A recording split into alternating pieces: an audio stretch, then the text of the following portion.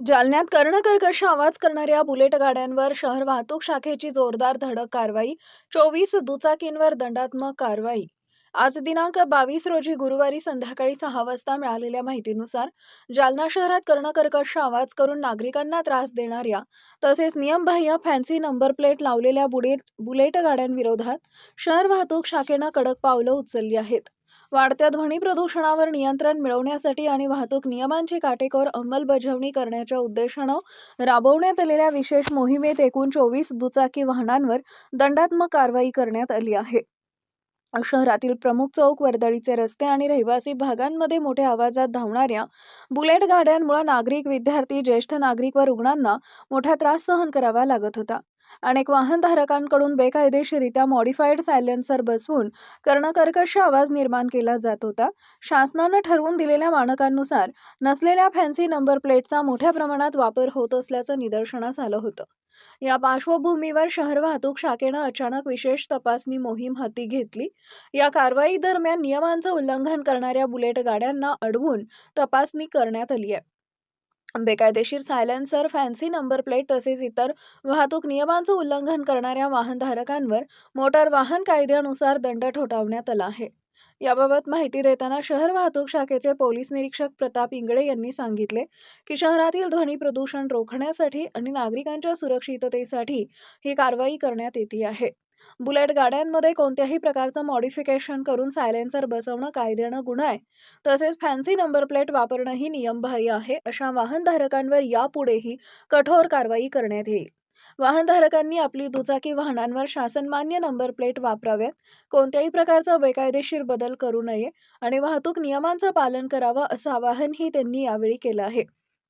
शहर वाहतूक शाखेच्या या धडक कारवाईमुळे नियमभंग करणाऱ्या वाहनधारकांमध्ये खळबळ उडाली असून सामान्य नागरिकांनी मात्र या कारवाईचं स्वागत केलं आहे. येत्या काळात अशा मोहिमा अधिक तीव्र करण्यात येणार असल्याचे संकेत पोलीस प्रशासनानं दिले आहेत. सदर कारवाई पोलीस अधीक्षक अजयकुमार बन्सल, अपर पोलीस अधीक्षक आयुष नोपाणी आणि उपविभागीय पोलीस अधिकारी अनंत कुलकर्णी यांच्या मार्गदर्शनाखाली पोलीस निरीक्षक प्रताप इंगळे, पोलीस उपनिरीक्षक प्रदीप घोरपडे, पोलीस उपनिरीक्षक शेळके, पोलीस हवालदार किरण खनकर, पोलीस हवालदार कायंदे, पोलीस हवालदार बोरकर, पवार, बनसोडे, पोलीस शिपाई चव्हाण, कुंडलकर, घुले, महिला पोलीस शिपाई क्षीरसागर, पोलीस शिपाई सुलाणे, घोडके, शिपाई तडवी, पोलीस शिपाई लांबगे यांच्यासह पोलीस कर्मचारी यांनी ही कारवाई केली आहे.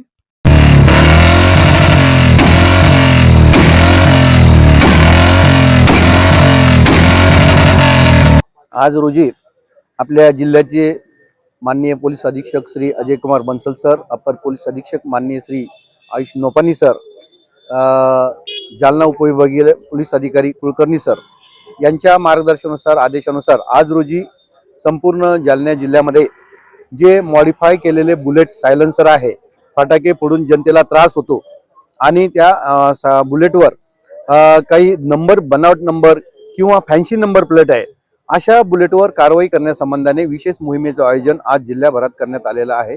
त्यानुसार शहर वाहतुकी शाखेचे सर्व पोलीस अधिकारी, पोलीस अंमलदार यांनी शहरामध्ये अशा बुलेटचा शोध घेतला. आता आम्हाला 24 बुलेट अशा मिळून आलेल्या आहेत की ज्या बुलेटमध्ये एक तर सायलेन्सरमध्ये काहीतरी मॉडिफिकेशन केलेलं आहे किंवा नंबर प्लेटमध्ये फॅन्सी नंबर प्लेट लावलेला आहे किंवा इतर त्यामध्ये बनावटीकरण केलेलं आहे. अशा सर्व 24 वाहनं आम्ही या ठिकाणी लावलेले आहेत आणि त्यांचं व्हेरिफिकेशन करतोय. त्यांनी ज्याप्रमाणे गुन्हा केला असेल त्याप्रमाणे त्यांच्यावर दंड आकारण्याची चालू आहे. तक्रार यामध्ये सरकारतर्फे आम्ही स्वतः पोलीस अंमलदार आम्ही सरकारतर्फे फिर्यादी होत असतो आणि दंड ज्याप्रमाणे त्यामध्ये त्रुटी असेल त्याप्रमाणे दंडाची रक्कम वाढत असते.